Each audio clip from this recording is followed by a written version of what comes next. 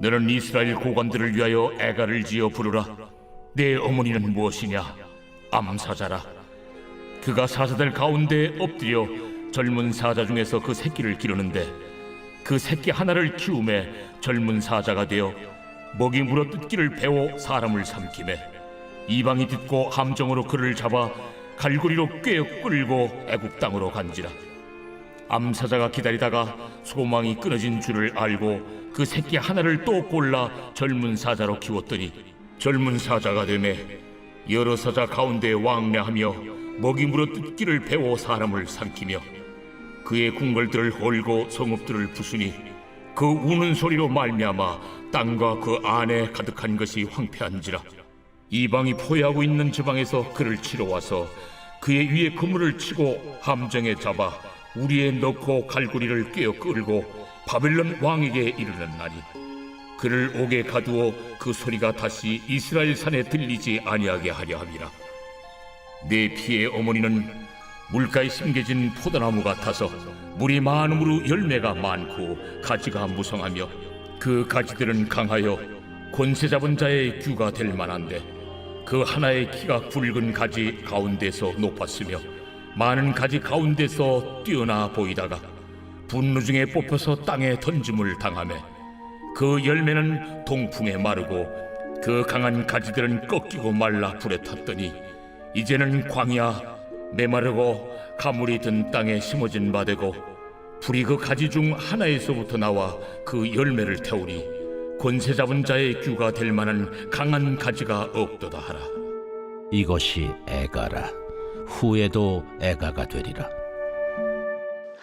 안녕하세요. 행복한 아침 묵상으로 인사를 드립니다. 여러분, 공부 잘하는 아이들의 특징이 있죠. 저는 두 가지로 보고 있습니다. 첫 번째는요, 집중력이 좋습니다. 공부 잘하는 아이들은 어떠한 상황과 환경 가운데 속에서 공부할 때에 시선을 빼앗기지 않습니다. 오로지 공부에만 집중을 하죠. 그리고 두 번째 특징이 있습니다. 반복 학습에 능하다는 것입니다. 반복 학습에 능하다는 이야기는 무엇을 의미할까요? 자기가 중요하게 생각하는 것은 절대 놓치지 않습니다. 그리고 자기가 부족한 것, 혹시 틀린 문제라든지 잘 알지 못하는 것은 계속해서 반복 학습을 통해서 자기 것으로 만들어서 절대 틀리지 않는다는 거예요. 그래서 공부 잘하는 아이들을 보면 예습, 복습에 능한 아이들이 참 많이 있습니다. 저는 이 모습을 보면서 우리들의 신앙생활도 마찬가지라고 생각을 합니다. 우리가 신앙생활을 하면서 때론 이렇게 생각할 때가 있습니다. 이거 어디서 많이 본 장면인데, 어디서 많이 느낀 것인데, 이렇게 생각할 때가 종종 있죠. 이럴 때 하나님께서 우리들에게 보내주시는 귀한 사인입니다. 무슨 사인이요? 이 일을 통해서 우리가 하나님만을 바라보고 하나님의 뜻에 순종해서 하나님이 주시는 은혜를 누리라는 것입니다. 우리는 삶을 살아가면서 하나님께서 우리들의 삶 가운데 속에서 반복적으로 우리를 가르치실 때가 있습니다. 반복적으로 우리들에게 알려주실 때가 있습니다. 이것은 우리를 심판하기 위함이 아니라 우리를 훈련시켜서 두 번 다시 그러한 힘듦과 어려움을 겪게 하지 않기 위함인 것이죠. 오늘 본문에서도 보면 에스겔이 두 가지 비유를 통해서 우리들에게 이야기를 하고 있습니다. 첫 번째는요, 암사자의 비유입니다. 이 암사자가 새끼를 기르고 있습니다. 2절 말씀에 보면 부르라 내 어머니는 무엇이냐 암사자라 그가 사자들 가운데 엎드려 젊은 사자 중에다 그 새끼를 길렀다 라고 이야기하고 있죠. 여기서 암사자는 유다 왕국을 의미하고요, 새끼는 왕을 의미합니다. 왕이 세워졌습니다. 새끼가 성장했습니다. 그런데 이 새끼가 성장해서 무엇을 잡아먹습니까? 사람을 잡아먹는 거예요. 그러니 사람들이 가만히 있겠습니까? 함정을 파서 그 새끼 사자를 잡아옵니다. 그래서 4절에 보면 이방이 듣고 함정으로 그를 잡아 갈고리를 꿰어 끌고 애굽 땅으로 간지라. 여러분, 이게 무엇을 의미할까요? 왕을 세웠는데 왕이 하나님의 말씀대로 살아가지 않고 자기의 생각과 자기의 뜻대로 살아간 것입니다. 결국 이방 민족에게 심판을 받은 것이죠. 또다시 암사자가 새끼 사자를 길러서 또다시 젊은 사자로 만들어내지만 똑같은 일을 반복하게 됩니다. 결국 그 사자 또한도 다시금 잡혀가게 되죠. 여러분, 이런 반복 학습은 하나님께서 우리들에게 말씀하고 있는 것입니다. 누구든지 하나님의 말씀에 순종하면 하나님께서 복을 주시고, 하나님의 말씀을 따르지 않는다면 하나님께서 벌을 내리시겠다라는 것을 분명하게 이야기하고 있는 것이죠. 그런데 하나님께서 반복 학습을 이야기하는 것은 벌을 주시겠다는 것이 아니라 이것을 고쳐서 우리들의 삶 가운데 복을 주시겠다라는 것입니다. 그래서 오늘 본문에도 보게 되어지면 포도나무 이야기를 또 하게 됩니다. 포도나무 이야기는요, 이스라엘 백성들이 하나님 앞에 복 받을 때에 이야기할 때가 참 많이 있습니다. 그래서 10절 말씀에도 내 피의 어머니는 물가에 심겨진 포도나무 같아서 물이 많음으로 열매가 많고 가지가 무성하였다. 무성하였다.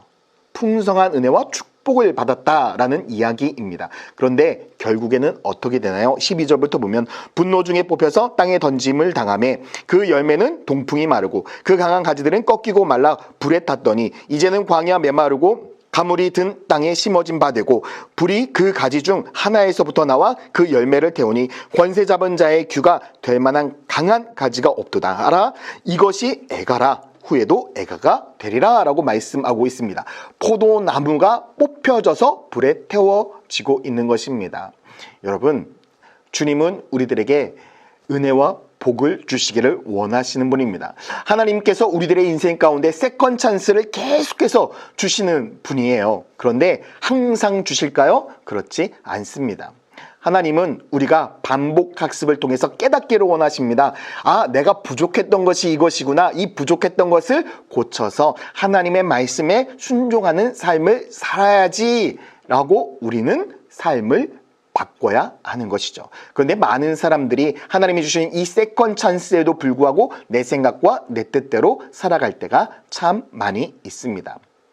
저는 우리 천안침례교회 성도들이 하나님이 주신 이 세컨 찬스를 놓치지 않는 성도들이 되었으면 좋겠습니다. 여러분들이 삶을 살아가면서 이거 어디서 많이 봤던 장면인데 언제 한번 경험했던 것인데 라고 생각이 든다면 하나님의 세컨 찬스입니다.